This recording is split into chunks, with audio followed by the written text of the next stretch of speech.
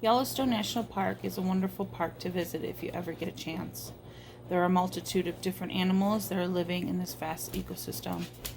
But Yellowstone has not always been a national park or protected like it is today. In the 1800s, when expansion was happening with the West, settlers started coming and brought not only their families but their livestock with them. Not being able to protect their livestock properly, they became prey to the wolves. This also started along an almost never-ending fight between man and wolves. People found the easiest way to deal with these predators back then was poisoning them. We find that as far back as the 1870s, people were using this horrible thing on these beautiful creatures to save their livestock and themselves, not realizing that while they were killing the wolves, they were also endangering bears, cougars, and coyotes, as well as their most desirable wildlife species such as deer and elk. When Yellowstone was officially established in 1872, the gray wolf was present and thriving. But over the years, people, including the park biologist, helped kill and exterminate these creatures, not realizing they were hurting their own ecosystem. Between 1914 and 1926 alone, 136 wolves were killed in the park. By 1940s, wolf pack were rarely reported. An intensive survey in the 1970s showed no evidence of a wolf population in Yellowstone at all. So, in reaction to that, in 1974, the gray wolf was finally put on the endangered species list. In 1975, the long process to restore this beautiful creature back into Yellowstone was to start. Although Yellowstone and the government knew they would need to have the wolves in Yellowstone National Park to help the ecosystem, it wouldn't be until 1995 that the first gray wolf would be brought back into the park. But why was the gray wolf needed so badly in the park? With the gray wolves gone, the elk, bison, and deer population have grown to an unbelievable number. With these animals eating the grass, brush, and trees, the ecosystem and environment was changing too much and way too fast for Yellowstone. There was no higher prey for these animals than the wolves. So the thought was to put the predator back into the ecosystem and let nature take its course. But you put the predator back, that's great, but conditions have changed so much in the intervening decades that putting the predator back is not enough to restore the ecosystem, said Tom Hobbs, a Colorado State University ecology professor.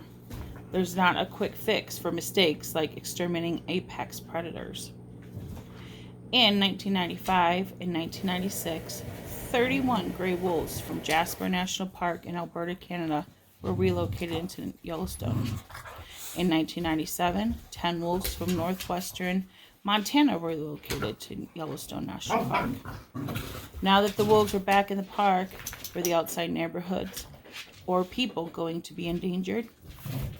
Well, Yellowstone management took note during 1995 all the way to 2003.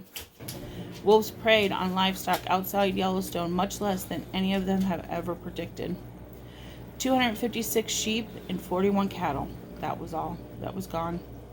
Knowing that the wolf population was going to be right on track, the federal government transfers the management of them to the states of Montana, Wyoming, and Idaho.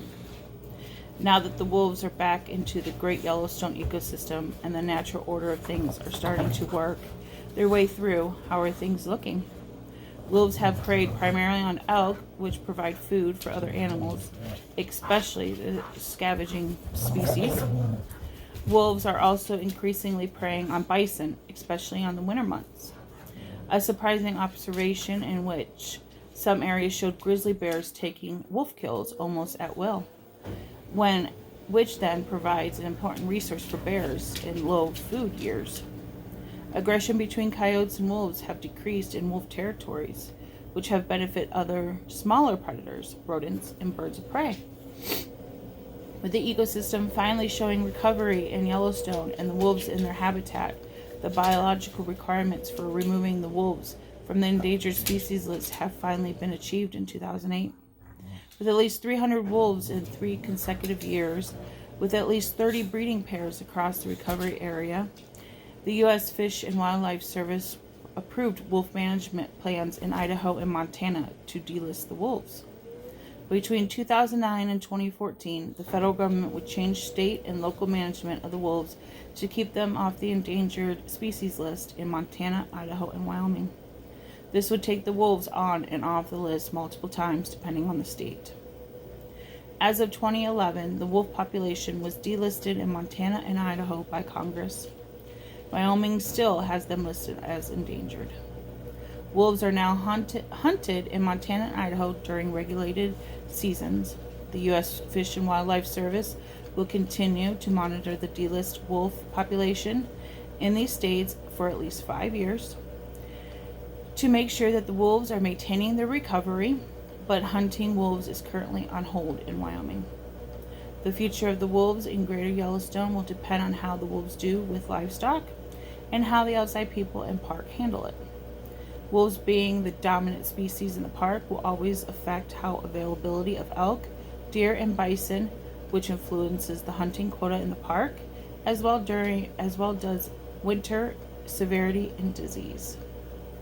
Knowing all of this, the wolves are still endangered by us humans. Even though they are on the higher species in Yellowstone, we as humans may not have learned our lesson when it comes to Yellowstone National Park. When we took the higher predator out of the ecosystem, look what happened. Do we not learn our lesson? When you take one predator out of the ecosystem, something else will come and screw things up.